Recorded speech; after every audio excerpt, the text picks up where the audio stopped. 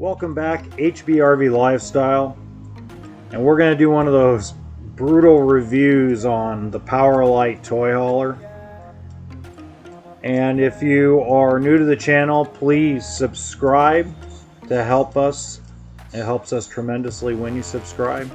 And if you don't know me by now, I have 11 years in the RV business, and I'm no longer actually with a dealership, so I'm going to give you some pretty brutal reviews on a few products over the next month. So let's start with the powerlite by Genesis. Just so you know, and if this looks familiar to you, this is recycled video on a walkthrough that I did. I've been at home for the last few days and have been able to do new footage. So what I really want to do is tell you that this name has nothing to do with the product itself. Yes, I know, powerlites are piles of absolute crap. They are. But that was with Pacific Coachworks. Pablo, who is the owner of Genesis, he's done one hell of a job of making the coach, making the toy hauler for folks that actually have large side-by-sides. So let me go over what I don't like first. The first thing I'm going to tell you that I don't like is I don't like the Prime name on the front. If you're going to, let's rebrand it and call it Prime rather than Powerlite Prime. Just because you added something at the end doesn't give it that rebranding that you need to wipe that bad taste of Pacific Coachworks out of everybody. The other thing that I'm not very fond of, and this is out of Genesis's control, is that the no generator 20-foot total length toy haulers are just so bloody expensive. You're talking about toy haulers that I was selling not a year and a half ago for $23,991, and then normally you charge a prep, and then you charge, different things when you're a cheaper dealer. But man, to be at $36,000 on a no generator toy hauler, yeah, that just doesn't work for me. Now that's out of their hands, and I get it. The other thing I don't like about this whole situation with powerlite is it's not wide enough on the interior.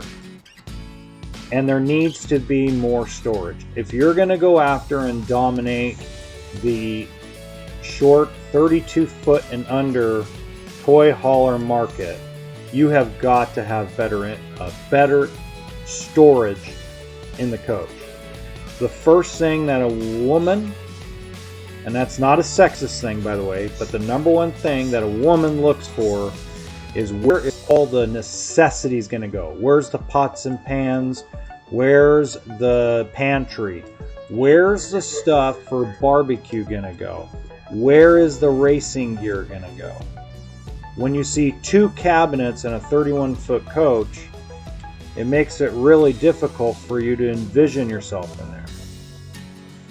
I'll give you an example. Shockwave toy haulers in the same length may look busier, but they've got a lot of cabinets. So if you take the 2414 Powerlite and you take the 24 RQ MX Shockwave, which also is in a Sandstorm by Forest River, it's night and day how much storage is in the units. If you put a young lady in a 24-foot Shockwave and then a 24-foot Powerlite, good night, Irene. So let's go over some of the things that I enjoy about this coach.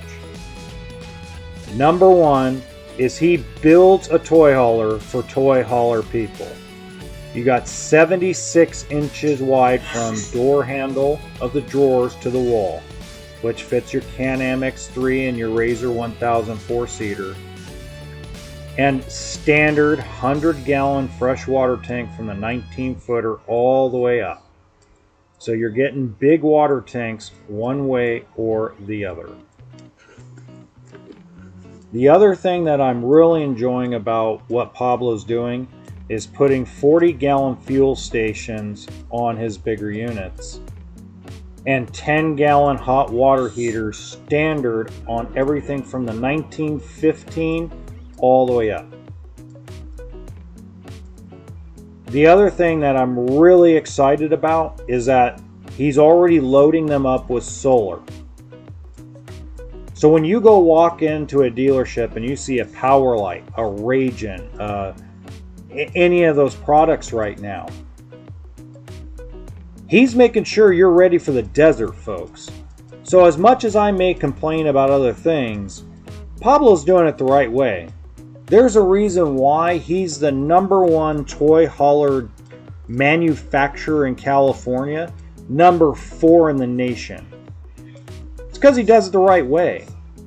He came up from, and let me end it with this as far as what I love about this product is I love the fact that Pablo came from the bottom. He worked his way from being in production at Thor, California, all the way up to what he is now, which is the largest toy hauler manufacturer in California. That's right, folks. He has surpassed Eclipse RV. He has surpassed Attitude Toy Haulers. So watch out, because knowing this guy, it's only going to get better. So as much as I criticize and give this product a bunch of crap, just wait, in 5 years he's going to have this market cornered and dominated. So what I'm going to do is in the top right hand corner of this video, I'm going to put the 2314 walkthrough, and in the left hand side I'm going to put the 1915 walkthrough, and then you can look at the playlist I have on the walkthrough videos for Powerlite. Hey, if you enjoy it, please, as always, give us a like, and happy camping, folks.